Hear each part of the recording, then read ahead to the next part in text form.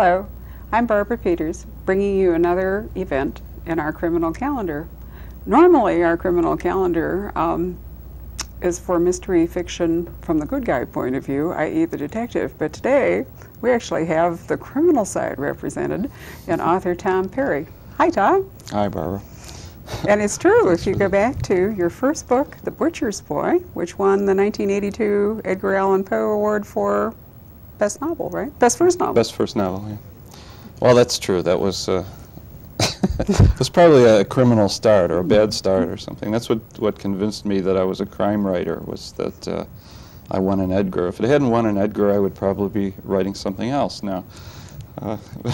At that point, I decided I must be a mystery writer if I had gotten an award for it.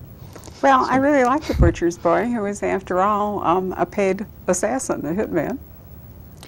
Well, I'm glad you liked him. He also had a little, well, actually, you have the sequel, which came out 10 years later.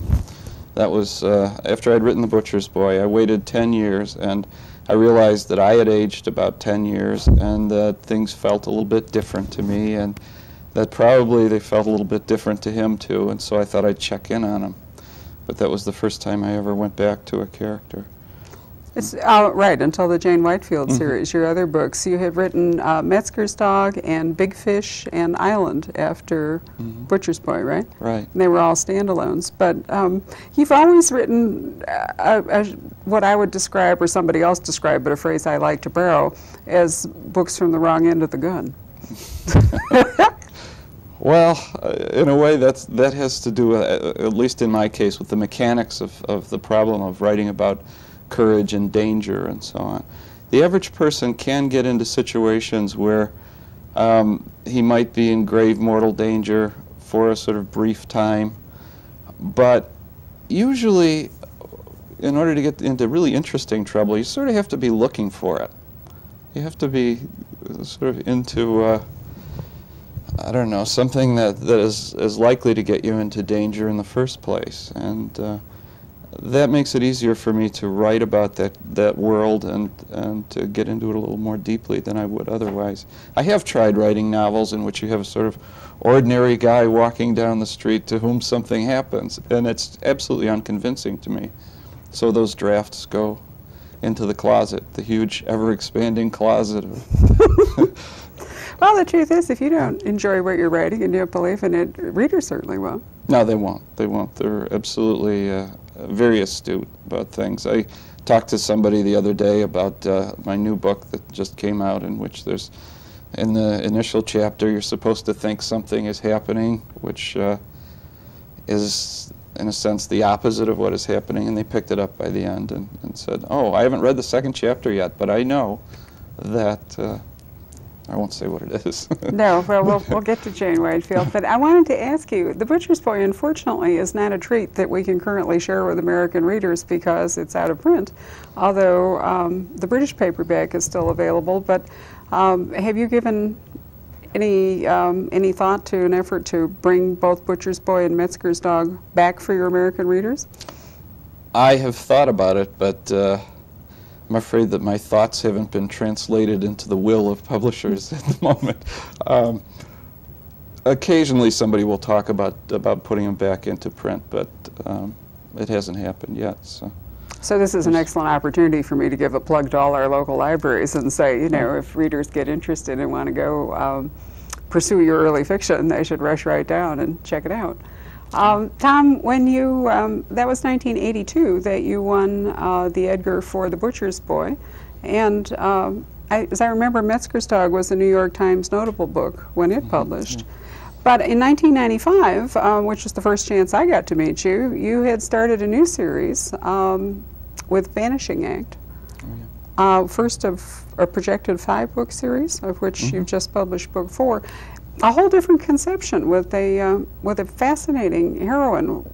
I know that you grew up in Tonawanda, New York, and you were educated at Cornell University. You have a BA there and a PhD in English from Rochester. Right. I think I have that right. That's Checking great. your credentials. Very well done. Thank you.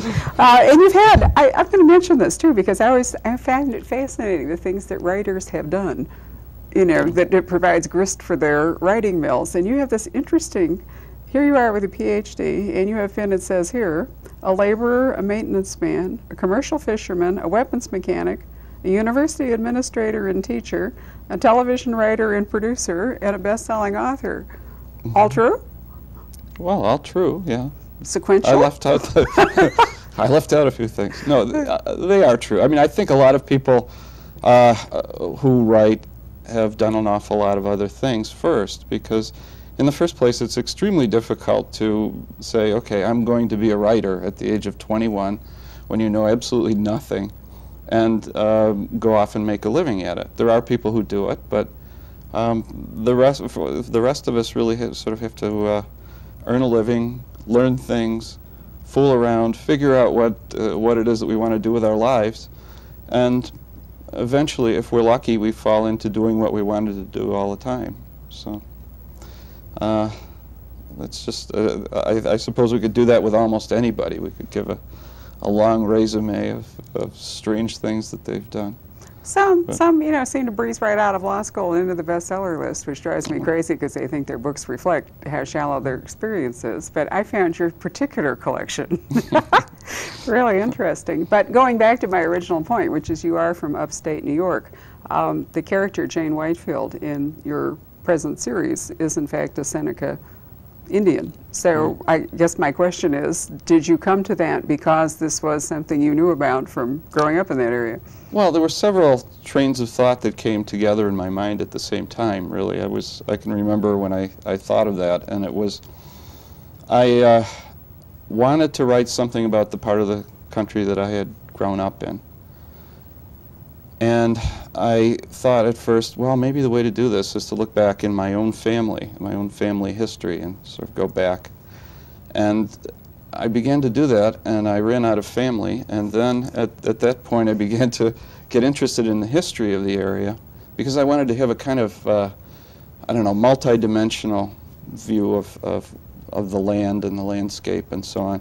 And I realized very early on that by far the most interesting things that happened in the western part of New York State happened long before the Europeans arrived, or shortly after they did. And that not only were the Senecas an extremely interesting group of people. I mean, I had known some at times when I was young, when I grew up, but none of us really talked about our ethnicity in some way. I think the only person, Native American, that I knew well who ever mentioned anything about it was a guy who happened to be related to Jay Silverheels, who was a movie star. So he was Tonto in the Lone. Right. That's right. That was the only time that ever came up, I think, in my whole school career. But anyway, I was thinking about doing something about the area. I kind of discovered the Senecas, but I also discovered the fact that there, and you'll love this, is that there's a huge, absolutely massive amount of literature about them and by them. Stretching back really to the 1620s or so. And you know, that for writers is pay dirt. You've hit a gold mine. And so in other words, I could find out about it. I could study it and so on. And one of the things that I discovered while I was doing it was that, in a way, the personality of a Seneca woman in the classic period was sort of the kind of person that I wanted for something else, which was a job that I had been thinking about writing a book about.